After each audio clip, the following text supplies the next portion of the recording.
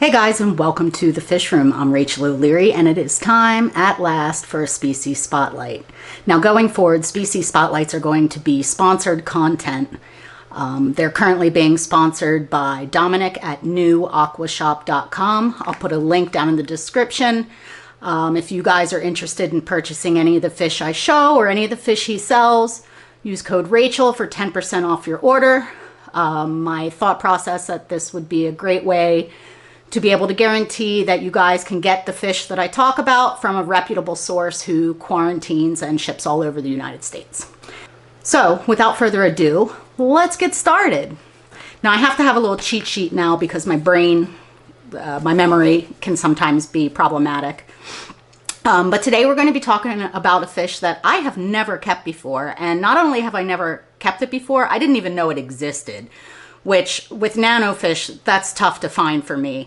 They're called Haradandia atukorali, or the Glowlight Carplet, or green carplet, and they're a super, super, super teeny, less than an inch species that come out of Sri Lanka and southern India. Now again, they only get 0.8 to 1 inch, or 2 to 2.5 centimeters, but what's really cool about these guys is that they seem to be absolutely bomb-proof. Now, similar to other species like them, they are paedomorphic, which means that their development sort of stopped at a larval stage. So some species may lack like a cranial cap. They have modified skeletal structures, but they are truly, truly miniature and super cool. And this particular species is in the same family or the same clade as Bararis, Sundadania, and the ever famous Danianella, known as the world's smallest fish. These guys are super teeny. So I've set them up in a half-gallon betta bowl, 10 of them, just so that you guys could get an idea of scale. I know it's often challenging when you're watching a macro video to know, like, what size are these fish? These fish are truly minuscule, meaning they are absolutely well suited for a very small aquarium. I actually got about 30 of them that I was planning to put in my 75, but I think I'm going to pivot and actually set up a different tank just for these guys. That's how cool I think they are. Under LED lighting, they get a nice green color, sort of like a Micropredator cubitai. Under fluorescent lighting, they look a little more yellow. Very beautiful. They have an absolutely outgoing personality, especially for their size.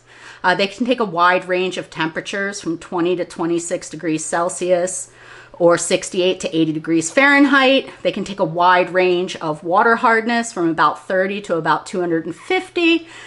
Which is generally an acid pH to a more neutral, or 5.5 to 7.5. So really, really, really bomb-proof as far as that goes. They're super easy to feed despite their small size. Like, I was even feeding them freeze-dried blackworms and they were able to eat it. They'll also eat flake. They are a micropredator, so something with a meatier content is good to incorporate into their diet, especially if you're interested in breeding them. Like other Rasboras and Danianae, they are egg scatterers and exhibit no parental care. I have not bred these yet, but I really hope that I will because they're super cool.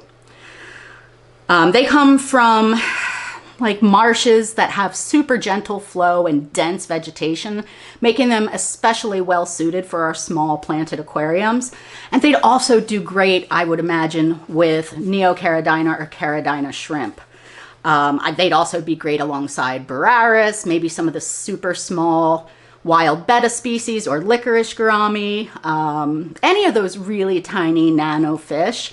You know, I'll have to keep you guys posted on how I feel these will actually do in a big tank. Again, I had planned to put them in the 75-gallon nano, but I'm concerned, despite their outgoing nature and the fact that they use the entire aquarium, that they just might get lost unless I had like 100 of them. And let me tell you, that would be a cool display, but I don't think I'm quite there yet. They're adorable, they're outgoing, they're easy to feed, they're very, very durable, especially compared to things like the Danianella, which can be a bit fragile. So again, I think these are a really, really cool nano fish, maybe one of my new favorites.